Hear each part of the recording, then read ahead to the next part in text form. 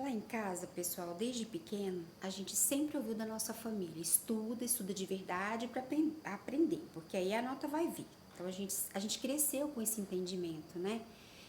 E aí eu virei educadora, meu irmão também, e a gente começa a fazer uma análise desses meninos de hoje. Né? Parece que esses meninos eles estão muito mais preocupados com a nota, com o resultado imediato, do que necessariamente aprender. Parece que aprender vem em segundo plano se vier. É assim que a gente está observando, né? Boa noite, meu nome é Rita, eu sou coordenadora numa escola militar. Falo algumas curiosidades desse ambiente militarizado e também alguma coisa sobre educação, tá? Então, voltando. E aí a gente cresceu, como estava dizendo, né? E a gente observa bem fortemente essa coisa do estudar de última hora para uma avaliação, né? Pego no caderno só no dia da aula, enfim. E isso impacta no resultado de uma maneira muito drástica, né? E a pergunta que eu faço é: será que a gente, você, né, que já tem uma caminhada nessa questão da educação, dessa condução do pedagógico, será que a gente tem mostrado para esse menino, não só falado, porque falar a gente fala mesmo, né? Mas a gente tem mostrado para ele o passo a passo de como é ter uma rotina de estudo eficiente, né? Que traz resultado? Será que a gente tem mostrado isso para ele? Ou a gente tem só falado: olha, menino, estuda, não é assim que estuda, refaz as atividades, enfim, né? Porque o que a gente observa nos resultados, pessoal, é uma falta de compromisso total. Parece que eles não querem mais estudar. Eles vão para a escola, eles cumprem com as atividades, né? Mas estudar para aprender, de verdade, um aprendizado que fica, a gente tem pouco observado isso. Lá na escola tem uma história para contar, sempre tem uma historinha para contar.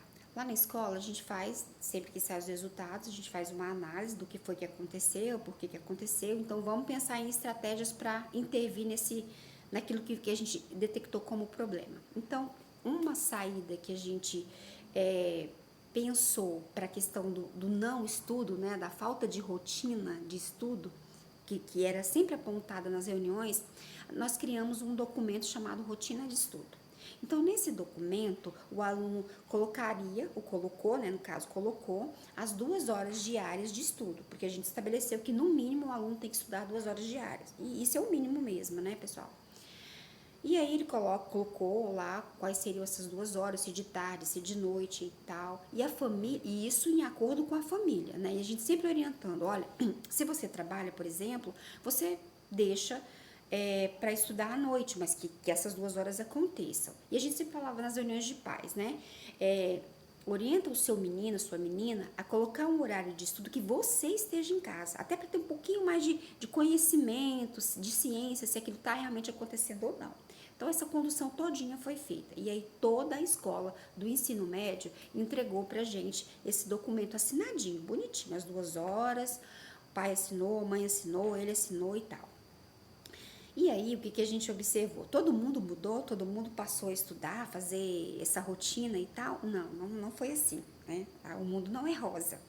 Mas o que a gente pôde observar é que alguns alunos, algumas famílias começaram a ter essa rotina, ou então retomaram essa rotina que tinham antes e foi se perdendo. Ensino médio é complicado, a gente sabe muito bem disso, né? Por vários fatores. Então, eles voltaram a ter essa rotina de estudo. E o avanço, gente, o resultado positivo de quem colocou em prática de verdade esse estudo foi grande, né?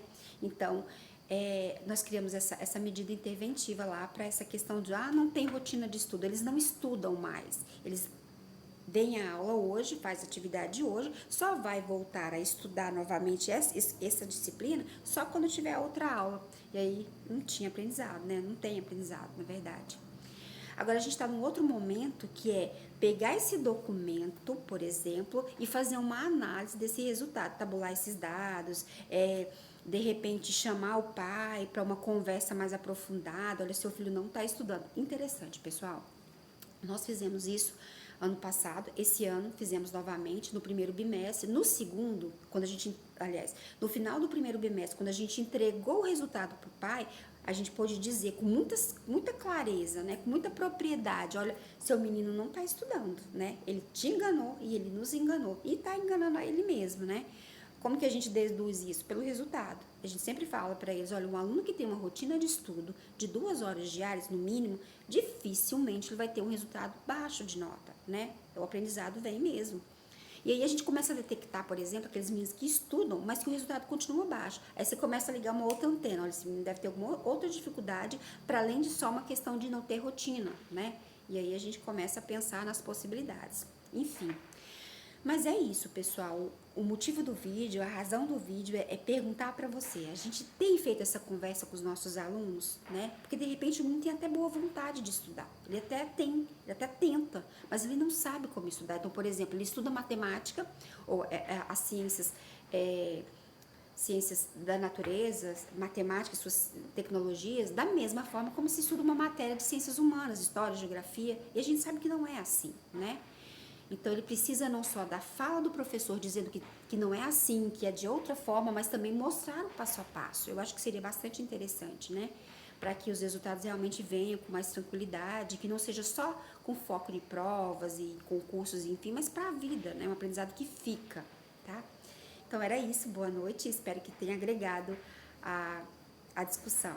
E até a próxima.